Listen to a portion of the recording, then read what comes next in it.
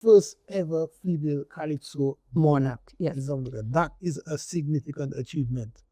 Tell us about, I don't know, just talk to us about that. 2011, I was still in college, Dominica State College at the time. Again, young, just joined the band. As a matter of fact, that story stems from same 2009 when Mr. Philip Osford and Peter Later and Bings of Casimir, who are all band members, they said to me, "You ever try singing Calypso?" So I told them, "Well, that's old people thing. I took part when I was a little girl, but I'm not really into Calypso. I think Calypso is for older people." And they said, "Well, I mean, you can try it. You have the voice, so you can try it. And if you don't like it, you don't have to do it again." Leave it alone, yeah. But they're smart, because when and once you get bitten by that Calypso bug, it almost has no turning back, almost. So they got, at the time I was dating a younger guy. I tell that story because I don't know what to throw it back on me. I'm telling you my story. So I was dating a younger guy, and he was in the band. He was a drummer in the band at the time. And we were dating, and the band members, the older band members, would make fun of him and say, "My brother, you're a boy. You, what you wouldn't do, you wouldn't take care of the woman. And by the time you're 40, still living at home with your mother." And Peter was the one troubling him all the time. And then eventually he gave that concept of "He's a Boy" to Ian Jackson. And he said, "But Tasha, that's a good song, you know." And Ian Jackson wrote it, but then I had another song by his sister, Gina Later, who's, these two people are my crown writers. Okay. So they wrote me two very solid, good songs. And then I came onto the scene singing in 2010. 2009 was the elimination for 2009. Yes, and I took part in 2010. And I started off with Visa Boy. And that was almost like an automatic mashup. And then the following year, I came second runner-up the first year. And then the second year, the same two writers wrote for me. Gina Later wrote "Let the Children Be Children," which is probably my biggest song ever. And Ian Jackson again wrote "Woman Time." No, a song like "Woman Time." If you know what it is to get a whooping or a bashing in music, that's where the bashing started. So the experience or the journey towards the crown that year, it was heavy. Because at that time, all the male Calypsonians, even the judges or the radio announcers, would say, "Calypso is big man thing." And this little girl, who was like a 21-year-old figure, she can come here And dominate. and dominate. For me, it was the enjoyment the entire time until it got serious. It got serious from semifinals, which I believe to be the hardest part of the competition. Okay. Because from semifinals, you pick 10 from 20. And obviously, King Dicey was defending, so he was already waiting for us. They picked 9 to make King Dicey, and it was loggerheads. Know that this young lady, myself and Lady Star, were the only females in competition who made it to the top. Okay. And we performed number 1 and number 2. I think no, that was the first year. The second year, I think she was in the first 5, and I was number 8 that year. And it was just a whole mess, because what had happened was I won the Calypso Queen competition that year. That's the week before competition. So all the females took part. And then the Wednesday before competition, I took part for the Stardom Monarch of the 10th. And I won as well. As soon as that interview was done,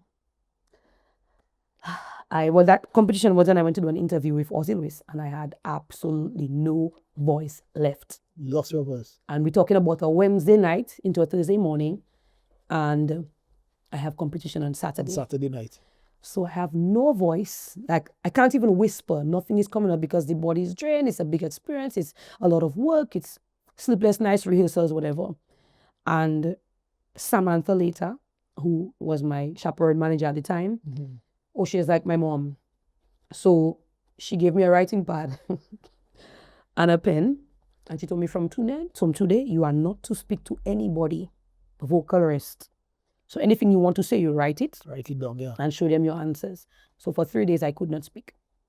And I did not know if I could speak on the night of competition, because you're not supposed to be talking. She was very, very strict with me, but with love. It was to protect the whole package. And on the night of the show, the first song was the biggest vocal arranged or vocally challenging song. It was "Let Children Be Children." Very, very low notes and very, very high notes. And I came on stage, and just before I went on stage, Sammy came to me and she said, "Tash, go out there and have fun. And I still do not know I could speak. To the mic, and I said a prayer, and the first one came up, da, da, da, da, da. And I said, dee, da, da, and I shook because voice came back and I did not know, right? You didn't know, yeah. I just prayed for it to come back because competition was very, very heavy and the pressure was not for the weak. It was not toy. Anyways, came out, performed, mashed it up. Every note came out. I started to cry just before the ending because I survived. The emotion. Ooh, and then the song was also very personal. Okay. So it was a mix of adrenaline and excitement. And then round 2 came. Oh, well, after round 1 is done, Woman Time wasn't as vocally challenging, but it was full of energy, which is my most comfortable. That's your zone. Actually, I think both is my zone, but the energetic part is what you see on stage all the time. Okay. And Sammy said, okay, let's kill them. Let's go. One more. And I know other Calypsonians will be trembling, but I can say that now because it's in the past. And for Woman Time, oh my God, when Auntie Ophelia stepped on stage, after 36 years, she's never been to the show. She chose to come to give that introduction of me. It was a big thing for me. Ophelia married. Yes. Okay. Ophelia Olivache Murray stepped on stage and she gave that introduction. And there's a huge clock at the back. But let me tell you, I'm trembling backstage here because you'll don't understand. That song I have to do properly. Shades in eyes, everything. And I came out and the way that crowd was chanting my name before I started singing, it set the pace for the rest of the performance. It was crazy. I would, if you look at that video today, I don't think you'll understand what you're seeing. Calypso is not like that anymore. But anyways, in terms of the crowd and the response, let me tell you, that was a wicked, wicked, wicked, wicked pack, full of people, full of energy, full of encouragement. And I stepped out and I did Woman Time. Believe it or not, I did not know what the choreography behind me looked like.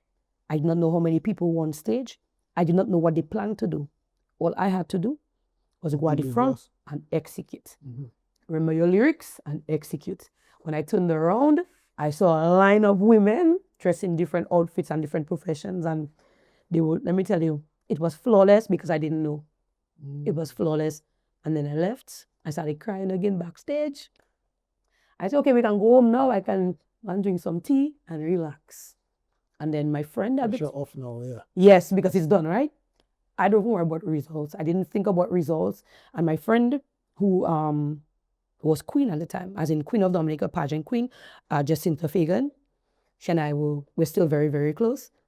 She had to crown the monarch. So during the break, when they were deliberating for the results, she came to backstage and she said to me in my ears, I'm crowning you tonight. I told her that's impossible. They've never crowned a woman before. I can settle for first place, second place, that's fine. But they will never crown a female. And plus I'm young and this is my second year, who I think I am, right? So I was like, you know what, it's okay. And she just smiled, she winked, and she left. Time for results. We came on stage and I'm trying to talk to the other Calypsonians, but in their feelings, everybody waiting for results. And I'm just here trembling. If you could hear my heel of my shoe on the stage, you'd not be nervous. And they started calling the places. And when they called the 4 of us at the front, my heart did a doot-doot. And I just stood there holding my breath.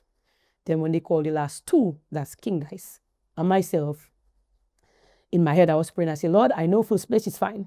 First place is fine. Because now it's 2 of us, so I know you're the first or winner. So I'd already done, said, you know what, I can get first place. It's okay. We worked hard. We can come again next year and try. Because initially, when they asked me to sing Calypso, I told them if I stay, I'm giving myself 3 years. If after these 3 years, you didn't win, I'm good. But I'm giving myself 3 years to win. Okay. Didn't know it was going to be a big deal, but I did say that to them. And when they called the winner, Dice thought he won.